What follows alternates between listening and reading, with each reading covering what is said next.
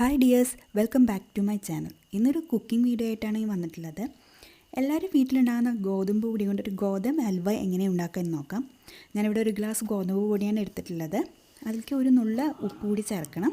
ഇത് നമ്മളൊരു ചപ്പാത്തി മാവിൻ്റെ പരുവത്തിൽ അത് കുഴച്ചെടുക്കണം. കുറച്ച് വെള്ളമൊക്കെ കൂടിയാലും കുഴപ്പമില്ല. നമുക്കത് അതിന് ശേഷം വെള്ളത്തിൽ മുക്കി വെക്കാനുള്ളതാണ്.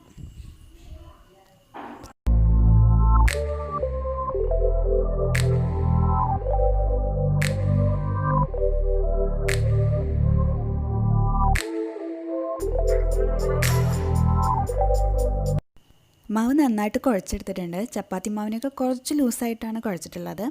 നമുക്കിതൊരു വേറൊരു പാത്രത്തിലേക്ക് ഒരു 5 ഗ്ലാസ് വെള്ളം ഒഴിച്ചിട്ട് ഈ കുഴച്ച് വെച്ച മാവ് നമുക്കതിൽ മുക്കി വയ്ക്കാം. ഒരു ഏകദേശം ഒരു 5 മുതൽ 6 മണിക്കൂർ വരെ ഇതിൽ മുക്കി വയ്ക്കണം.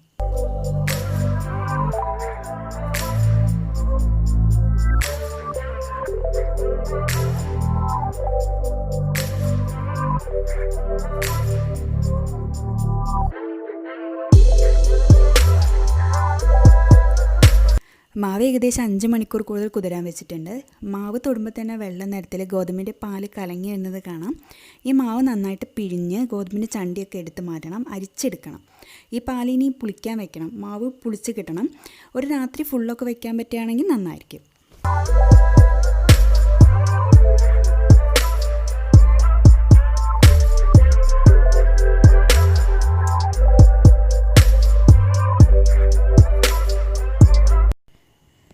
നൂല് പോലെയുള്ള ഗോതമ്പിൻ്റെ വേസ്റ്റൊക്കെ എടുത്ത് മാറ്റി ഇനി ഇതൊന്ന് അരിച്ചെടുത്തിട്ട് വേറൊരു പാത്രത്തിൽ പുളിക്കാനായിട്ട് ഒരു രാത്രി മുഴുവൻ വെക്കണം. മാക്സിമം ഒരു 8 മണിക്കൂറെങ്കിലും വെക്കണം. അപ്പോഴാണ് അതിൻ്റെ മാവ് നന്നായിട്ട് ഊറി കിട്ടുള്ളൂ. ഞാനൊരു രാത്രി മൊത്തം മാവ് പുളിക്കാൻ വെച്ചിരുന്നു. പിറ്റേ ദിവസം തുറന്നപ്പോൾ മാവൊക്കെ അടിഞ്ഞ് തെളി മാത്രം പൊന്തി നിൽക്കുന്നുണ്ട്. ഇനി തെളി ഒരു കയ്യിൽ വെച്ചിട്ട് കോരി മാറ്റാം. താഴെ അടിഞ്ഞിരിക്കുന്ന മാവ് കലങ്ങാതെ ശ്രദ്ധിക്കണം. മാക്സിമം തെളി എടുത്ത് കളയണം നമുക്ക്.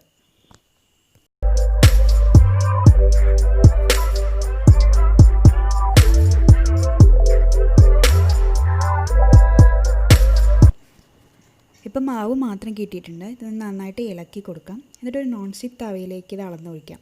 നോൺ സ്റ്റിക്കിൻ്റെ തവയായിരിക്കും നല്ലത്. അപ്പോൾ അടിയിൽ പിടിക്കാൻ ചാൻസ് കമ്മിയായിരിക്കും. അല്ലെങ്കിൽ അടി കട്ടിയുള്ളൊരു പാത്രമായാലും മതി. നമ്മളിതിൽ 1.5 ഗ്ലാസ് മാവാണ് നമുക്ക് അളന്നപ്പോൾ കിട്ടിയിട്ടുള്ളത്. അതിലേക്ക് ഞാൻ 1 ഗ്ലാസ് വെള്ളം കൂടി ചേർക്കുന്നുണ്ട്.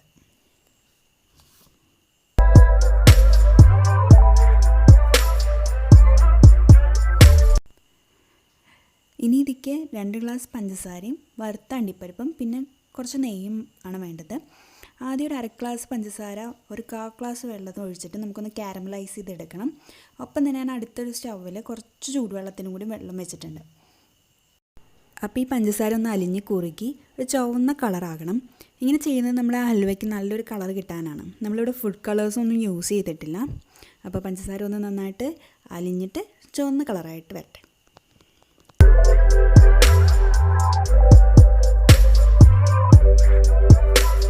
പഞ്ചസാര കളർ ചേഞ്ചായിട്ട് വരുന്നുണ്ട്. നല്ലൊരു റെഡ് കളറാകണം. എന്നാൽ വല്ലാതെ ഡാർക്ക് ആകാനും പാടില്ല. ആ ഒരു സ്റ്റേജിൽ തിളച്ച ചൂടുവെള്ളം ചേർക്കാം. തണുത്ത വെള്ളം ചേർക്കാൻ പാടില്ല. അപ്പോൾ നമ്മൾ പഞ്ചസാര പെട്ടെന്ന് കട്ട പിടിക്കും.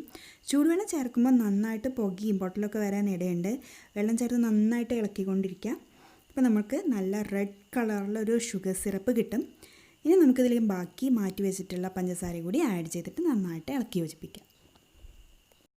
ഷുഗർ സിറപ്പിൻ്റെ പാത്രം ഞാൻ അടുത്ത സ്റ്റവിലേക്ക് വെച്ചിട്ടുണ്ട്. എന്നിട്ട് നമ്മുടെ ഗോതമ്പ് ചെറിയ ബർണറിൽ വെച്ചു. ഗോതമ്പ് വെച്ച് കഴിഞ്ഞിട്ടുണ്ടെങ്കിൽ അത് ഇളക്കിക്കൊണ്ടേ ഇരിക്കണം. അല്ലെങ്കിൽ അത് അടിയിൽ പിടിക്കാൻ ചാൻസ് ഉണ്ട്. അപ്പോൾ ആദ്യം ഞാനൊരു ഹൈ ഫ്ലെയിമിലാണ് ഇട്ടിട്ടുള്ളത്. അത് ചൂടായതിന് ശേഷം നമുക്ക് മീഡിയം ഫ്ലെയിമിൽ നന്നായിട്ട് ഇളക്കിക്കൊണ്ടേ ഇരിക്കാം.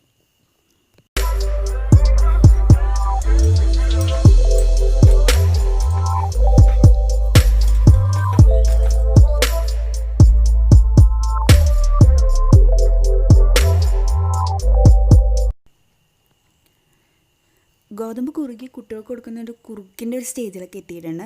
ഇപ്പോൾ വേണം നമ്മുടെ ഷുഗർ സിറപ്പ് ആഡ് ചെയ്യാൻ വേണ്ടിയിട്ട്. പഞ്ചസാര പാനി ഒഴിക്കുമ്പോൾ ഗോതമ്പ് നല്ല കട്ട പിടിച്ച പോലെയൊക്കെ തോന്നും. പക്ഷെ നന്നായിട്ട് ഇളക്കി കൊടുത്തു കഴിഞ്ഞിട്ടുണ്ടെങ്കിൽ അത് നന്നായിട്ട് യോജിച്ച് വരും. ആ പഞ്ചസാര പാനി അതേപോലെ തന്നെ നമ്മുടെ ഗോതമ്പ് നന്നായിട്ട് യോജിച്ച് വരുന്ന ടൈമിൽ വേണം നമുക്ക് കുറച്ച് നെയ്യ് ആഡ് ചെയ്യാനായിട്ട്. ഇതുവരെ നമ്മൾ നെയ്യൊന്നും ചേർത്തിട്ടില്ല. ഇനി ഈ നെയ്യ് ഗോതമ്പുമായിട്ട് നല്ല യോജിച്ച് വരണം. അപ്പോൾ വേണം അടുത്ത സെറ്റ് നെയ്യ് ചേർക്കാനായിട്ട്. നെയ്യ് ഓരോ സ്പൂൺ വീതം ഒരു 3-4 പ്രാവശ്യമായിട്ട് നമുക്ക് ആഡ് ചെയ്യണം. നമുക്ക് ഓരോ പ്രാവശ്യമായിട്ട് ആഡ് ചെയ്തിട്ട് നോക്കി നോക്കാം.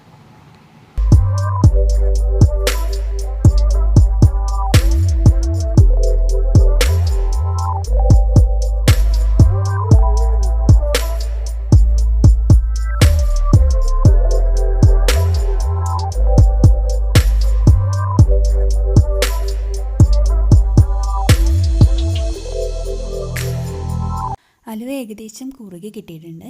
അപ്പോൾ നമ്മൾ നേരത്തെ വറുത്ത് വെച്ചിട്ടുള്ള അണ്ടിപ്പരിപ്പ് ഈ ഒരു സ്റ്റേജിൽ നമുക്ക് ചേർത്ത് കൊടുക്കാം. എന്നിട്ട് നന്നായിട്ട് ഇളക്കി യോജിപ്പിക്കണം. ഹലുവ നന്നായിട്ട് പാനിൽ നിന്ന് വിട്ടു പോരുന്ന ഒരു കൺസിസ്റ്റൻസിയിലാണ് നമ്മുടെ പാകമാവുള്ളൂ.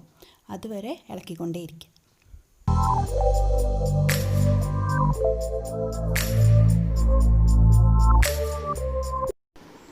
അങ്ങനെ നമ്മുടെ ഹലുവ റെഡി ആയിട്ടുണ്ട്. പാന് നന്നായിട്ട് വിട്ട് പോരുന്നുണ്ട്, പാനിൽ ഒട്ടിപ്പിടിക്കണമെന്നില്ല, നമ്മൾ ഇളക്കുന്ന ഷേപ്പിനനുസരിച്ചിട്ട് വരുന്നുണ്ട്.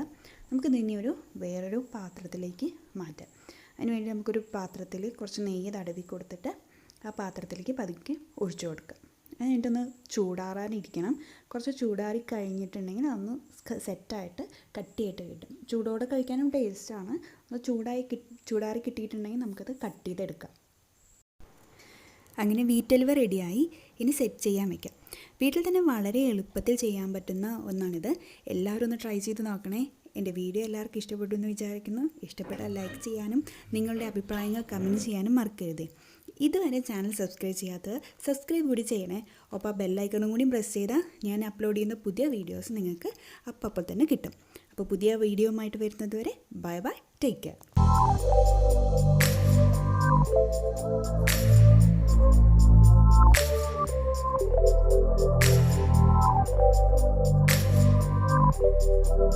Thank you.